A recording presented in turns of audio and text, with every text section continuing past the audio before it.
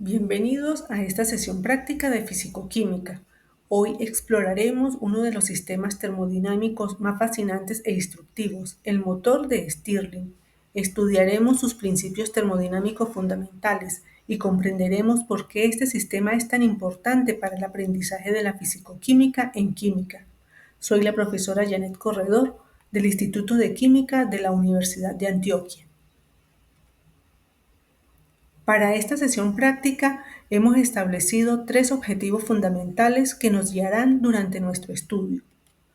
Primero, vamos a comprender el funcionamiento del motor de Stirling, analizando cada uno de sus componentes y cómo trabajan en conjunto para crear un ciclo termodinámico eficiente. Segundo, analizaremos la transformación de calor en trabajo, uno de los conceptos más importantes en termodinámica y que constituye la base de muchos procesos químicos industriales. Y tercero, determinaremos el trabajo termodinámico realizado por el motor, aplicando los principios matemáticos que rigen estos sistemas y que son fundamentales para el análisis energético en química. Antes de adentrarnos en el motor de Stirling, es esencial revisar los principios termodinámicos que gobiernan su funcionamiento.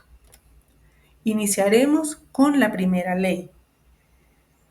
Esta ley nos dice que la energía se conserva durante todos los procesos. Esto se expresa matemáticamente como delta U es igual a Q menos W, donde el cambio en la energía interna del sistema es igual al calor añadido menos el trabajo realizado por el sistema.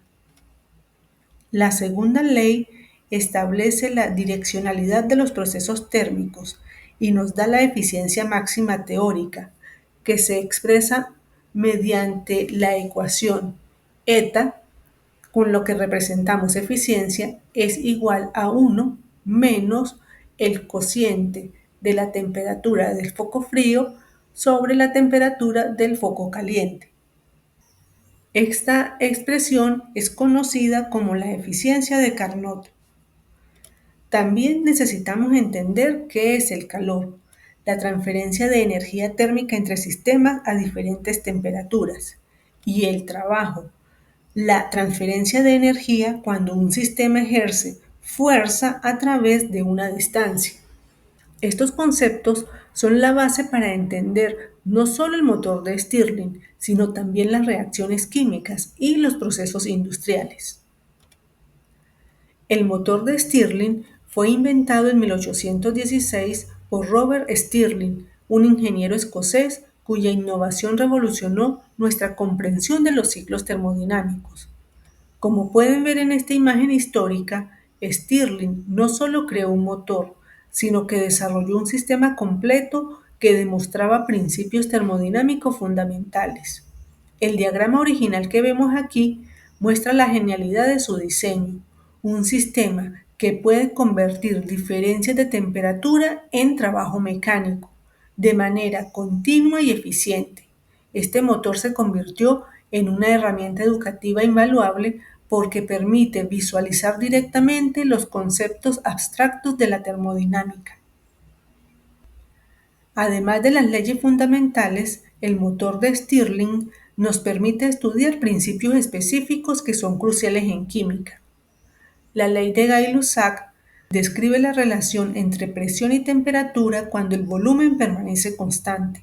En nuestro motor esto ocurre durante las fases isocóricas del ciclo. La ley de Boyle relaciona presión y volumen cuando la temperatura es constante, lo que observamos durante las expansiones y compresiones isotérmicas. También analizaremos dos tipos de eficiencia: la eficiencia térmica, que mide que también el motor convierte calor en trabajo, y la eficiencia mecánica, expresada como eta es igual a el trabajo de la rueda sobre el trabajo del gas. Esto nos dice qué porción del trabajo del gas se convierte en trabajo útil mecánico en la rueda. Estos conceptos son directamente aplicables al análisis de reactores químicos y procesos de separación. En el motor de Stirling, el calor es una función de proceso, lo que significa que depende del camino seguido, no solo de los estados inicial y final. Nuestro sistema, el motor de Stirling, utiliza dos fuentes térmicas.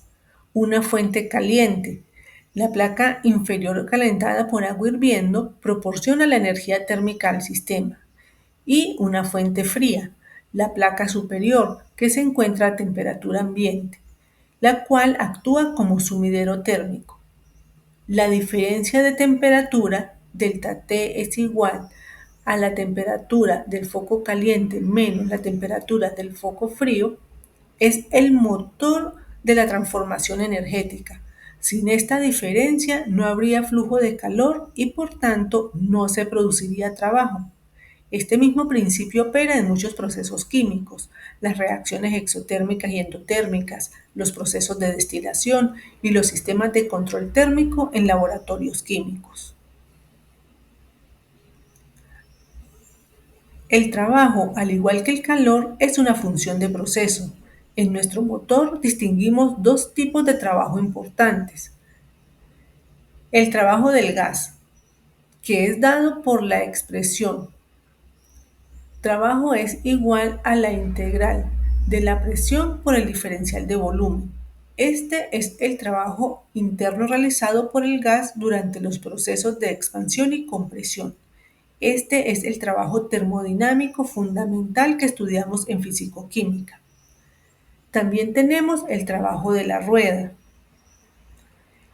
Este es el trabajo útil mecánico observable en la rotación de la rueda. Este representa la energía cinética final del sistema.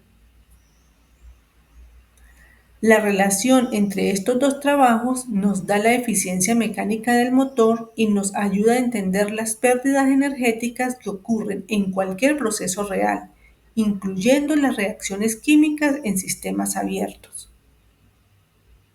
Ahora analicemos el corazón del motor de Stirling, su ciclo termodinámico.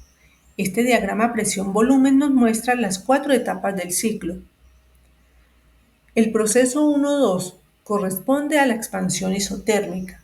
El gas se encuentra a la temperatura T2, que es una temperatura constante, y se expande empujando el pistón mientras la presión disminuye.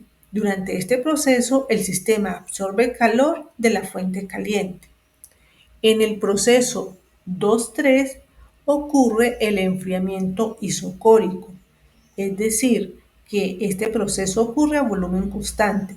El pistón desplazador mueve el gas hacia la placa fría, disminuyendo la temperatura de T2 a T1. El gas cede calor al ambiente. El proceso 3-4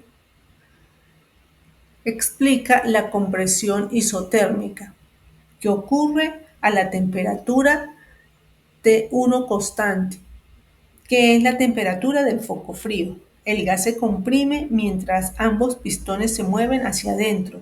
El sistema continúa cediendo calor a la fuente fría. El proceso 4.1 es el calentamiento isocórico, que ocurre a volumen constante. El gas se calienta de T1 a T2 y el ciclo es completado, preparándose para la siguiente expansión. El área encerrada por este ciclo representa el trabajo neto realizado por el motor. ¿Por qué es tan importante que los químicos estudien el motor de Stirling en el curso de fisicoquímica? La respuesta radica en las múltiples conexiones conceptuales que establecemos. Primero, la comprensión de procesos cíclicos. Los químicos trabajamos constantemente con reacciones cíclicas y procesos reversibles que siguen principios similares a los del motor de Stirling. El análisis energético de reacciones utiliza los mismos fundamentos. Las transferencias de calor y trabajo que observamos en el motor nos ayudan a calcular cambios de entalpía y trabajo en procesos químicos. El equilibrio termodinámico se ilustra perfectamente con el concepto de regeneración del motor. ayudándonos a entender el equilibrio químico y el principio de Le Chatelier. La eficiencia de procesos es crucial para optimizar rendimientos en síntesis química y procesos industriales. Los mecanismos de transferencia de calor son fundamentales en cinética y control de reacciones. Y la aplicación de leyes de gases que vemos en el motor son esenciales para entender el comportamiento de reactivos y productos gaseosos. Ahora, profundicemos en tres conceptos claves que conectan el motor de Stirling con la química. En primer lugar, la reversibilidad termodinámica. El motor de Stirling opera mediante procesos reversibles, un concepto fundamental para entender equilibrios químicos y la espontaneidad de reacciones. Cuando una reacción química alcanza el equilibrio, se comporta de manera similar a nuestro motor en estado estacionario. Las funciones de estado. Las variables del ciclo, presión, volumen y temperatura, son funciones de estado exactamente igual que la entalpía, entropía y energía libre de Gibbs. Esto significa que sus valores dependen solo del estado del sistema, no de cómo llegó allí. Los gradientes de temperatura. Los gradientes térmicos que impulsan nuestro motor son análogos a los gradientes de concentración que impulsan las reacciones químicas. Ambos representan fuerzas impulsoras que causan cambios espontáneos en los sistemas. Las aplicaciones del motor de Stirling en química son numerosas y directas. Por ejemplo, en calorimetría utilizamos principios similares para medir calores de reacción. Los calorímetros funcionan basándose en las mismas leyes de transferencia de calor que observamos en nuestro motor. En destilación vemos procesos cíclicos de evaporación y condensación que siguen patrones termodinámicos similares a los ciclos del motor. Los sistemas de refrigeración y bombas de calor para control de temperatura en laboratorio operan con ciclos termodinámicos análogos, pero en sentido inverso. Y en síntesis verde, los principios de eficiencia energética que estudiamos nos ayudan a optimizar procesos químicos para minimizar el consumo energético y el impacto ambiental. Cada una de estas aplicaciones demuestra por qué el motor de Stirling es una herramienta educativa tan valiosa para químicos. Ahora, analicemos las conexiones conceptuales más profundas que establece este experimento. La visualización del trabajo es extraordinaria. La rueda girando conecta físicamente el trabajo teórico del gas con el trabajo mecánico observable. Esto nos ayuda a comprender cómo la energía química se convierte en trabajo útil en procesos industriales. La transformación de energía sigue una secuencia clara: calor, trabajo del gas, trabajo mecánico, energía cinética. Esta misma secuencia ocurre en muchos procesos químicos industriales. Limitaciones termodinámicas. Las limitaciones que observamos, la baja eficiencia del motor, demuestran las pérdidas inherentes en todas las máquinas térmicas reales, incluyendo reactores químicos y plantas de proceso. Y finalmente, vemos la segunda ley en acción: la imposibilidad de conversión completa de calor en trabajo, un principio que gobierna también la eficiencia de las reacciones químicas y la direccionalidad de los procesos espontáneos. Ahora pasemos a la parte experimental. Para realizar esta práctica necesitamos equipos específicos que nos permitirán medir y analizar el comportamiento del motor. Utilizaremos un motor de Stirling tipo beta transparente con rueda, que nos permite observar directamente el movimiento de los pistones y la transferencia de calor. Una fuente DC proporcionará la alimentación eléctrica necesaria para los instrumentos de medición. Los termopares nos permitirán medir con precisión las temperaturas de las fuentes caliente y fría durante todo el ciclo. Y el osciloscopio será fundamental para detectar las señales y crear el diagrama presión-volumen que analizaremos. Este montaje nos permitirá obtener datos cuantitativos precisos sobre el rendimiento del motor. La parte más importante de nuestro análisis será la determinación cuantitativa del trabajo termodinámico. A partir del diagrama presión-volumen que obtendremos en el osciloscopio, calcularemos el trabajo termodinámico entregado por el sistema en un ciclo completo. Para esto, determinaremos el área encerrada por el ciclo en el diagrama PV expresada en milímetros cuadrados. Luego aplicaremos los factores de proporcionalidad del transductor incremental, tanto de presión como de volumen, y consideraremos las escalas en voltios por división de las señales, V sub X y V sub Y del osciloscopio. Este cálculo nos dará el trabajo realizado por el motor y nos permitirá calcular las eficiencias térmica y mecánica del sistema. También es posible comparar los valores obtenidos con los valores teóricos para evaluar el rendimiento del motor y entender las pérdidas energéticas. Para concluir, quiero enfatizar que el motor de Stirling es verdaderamente un modelo perfecto para comprender los principios termodinámicos fundamentales que rigen los procesos químicos.